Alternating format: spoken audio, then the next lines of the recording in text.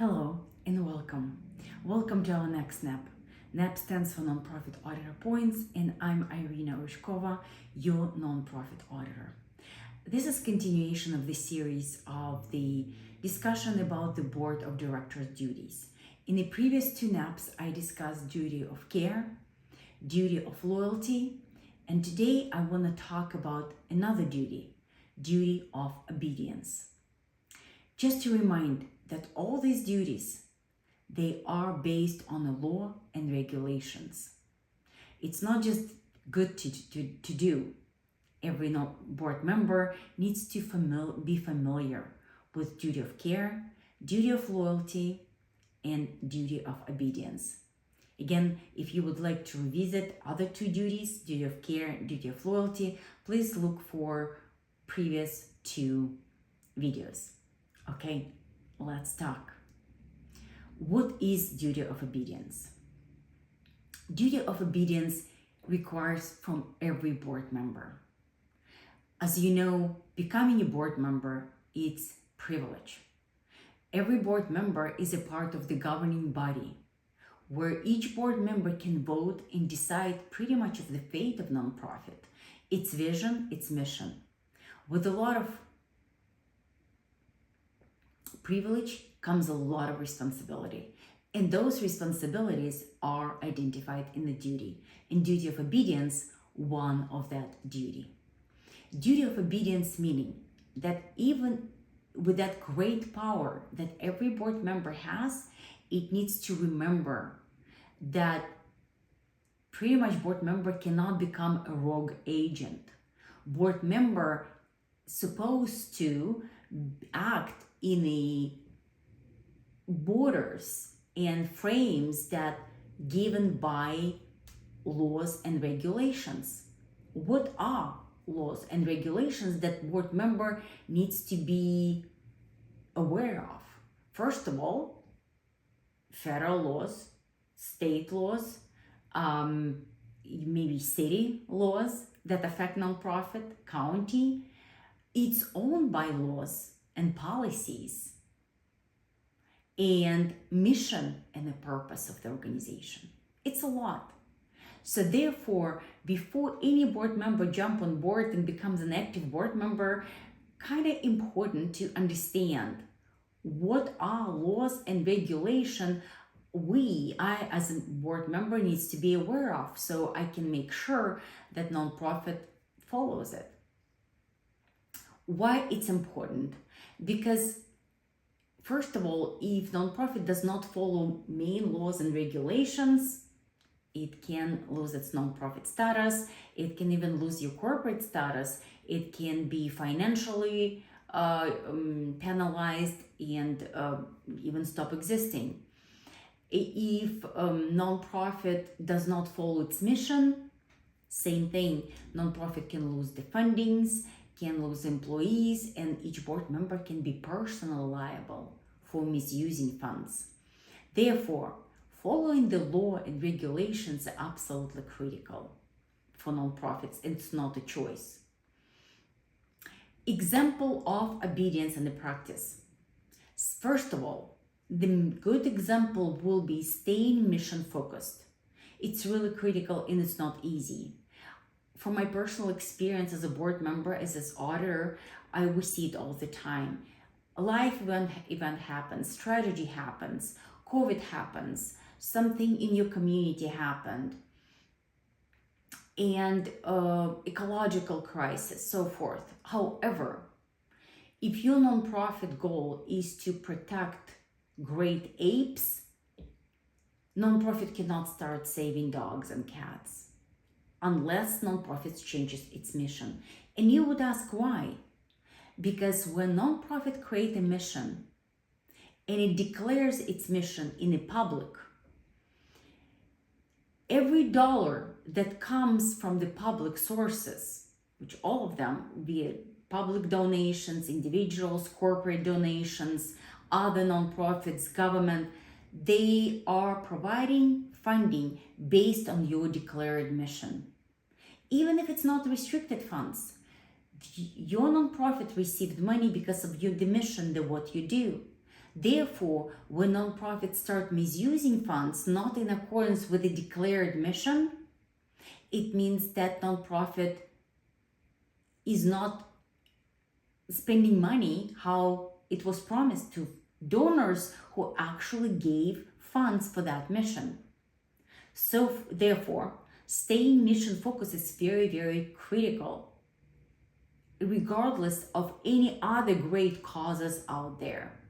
If you as a board member become passionate about any other causes, join different nonprofit, another one, or expand mission for your nonprofit and say, that's we're gonna start doing this. But you need to stay mission focused. Number two, you need to live by the organization bylaw, follow the procedures. So if your bylaw is saying you need to follow these board elections, this is the terms, that's how you can accept the board member, fire board member, this is the meeting, how you can make a decision, what is the quorum. It means that every board member needs to understand its own bylaw and this internal law that every board member needs to follow.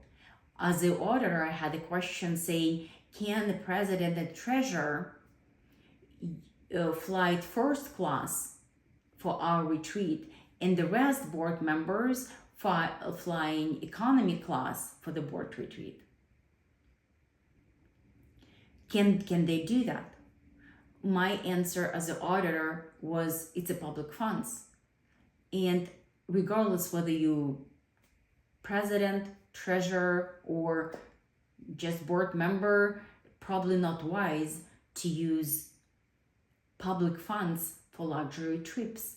Do it on your personal dollar, but public funds would be good to spend as reasonable as possible. And if there is anything that policy-wise needs to be incorporated, the nonprofit needs to put it in writing, have a travel policy, change the bylaws, but document and approved by all board members. So every board member know the law of the land in a way where they operate as a nonprofit, what is allowed, what is not allowed, their law, that they all as a group voted and agreed on. And respect restrictions. Very critically, that nonprofits serving public and supported by public dollars needs to honoring donor restricted gifts. If the donor gave nonprofit money for specific purposes, that purpose needs to be followed. For example, scholarship for women needs to be spent for scholarship for women. Even if nonprofit does not have enough money for admin activities, this money cannot be touched for administrative activities because they designated for scholarships for women. Let me give you an example. When the board is drifting from its mission. For example, when the youth art nonprofit begins offering unrelated job placement services to adults without a board approval or change of its article of incorporation only because it's a good thing to do, it's not sufficient. That can lose to loss of donor trust and risk of losing 501(c)(3) status. Ignoring bylaws. The board, for example, skip annual meetings and fail to follow quorum rules. Then any decisions that were made during that meeting can be challenged and assumed as invalid. Misuse of restricted funds. Using restricted funds to cover general operating costs can lead to legal exposure. Nonprofit can be sued, and nonprofit can lose donations and get bad publicity. And finally, breaking the law. Failing to register for charitable solicitation in a new state.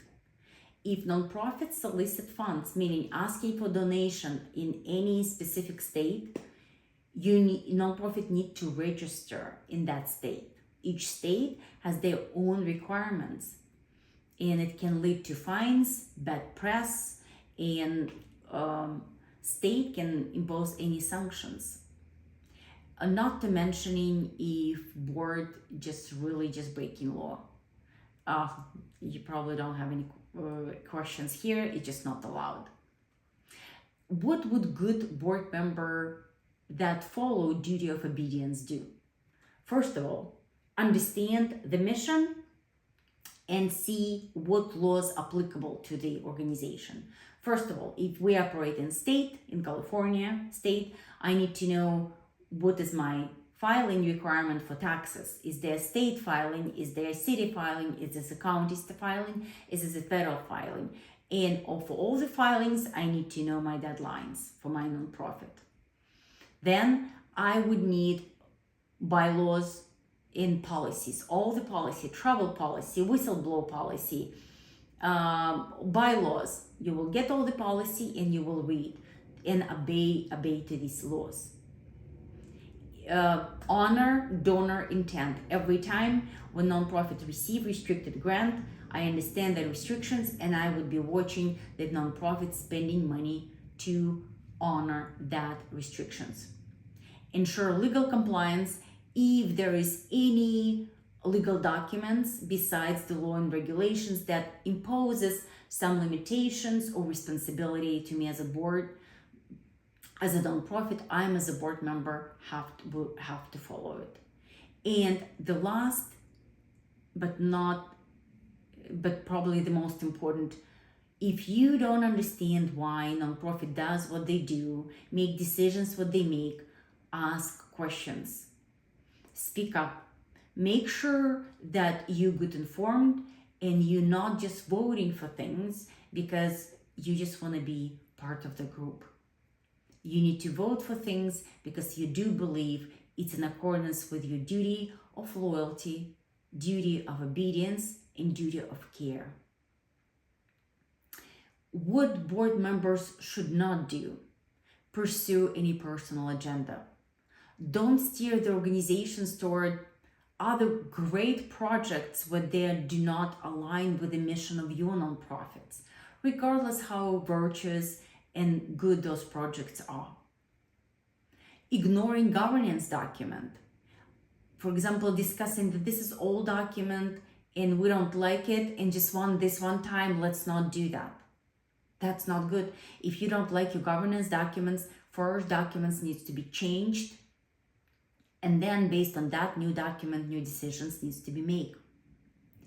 Disregarding donor restrictions, regardless how critical cash flow for the organization and how noble another cause might seem, nonprofits cannot ignore donor restrictions and have to spend money in accordance with the donor restriction. If the money available but they restricted, there is always an option to contact the donor and ask the donor unrestrict the money or maybe redirect them for different type of restriction. That allowed. And assume that ED or staff handles everything. Sometimes when it's unpleasant, when it's difficult, or you lack enough time, you as a board member, you cannot delegate your responsibility to any staff or executive director, assuming they know better. Again, board member has its own duty. Staff people, staff personnel have their own duty, and executive directors have their own duty. And everybody can act accordingly with their responsibilities. And only in that case, nonprofit will have a healthy, good decisions and operations. So that was detailed explanation of duty of obedience. Thank you so much for being here with me. Hopefully that was useful. Thank you once again. Be safe and have a wonderful day.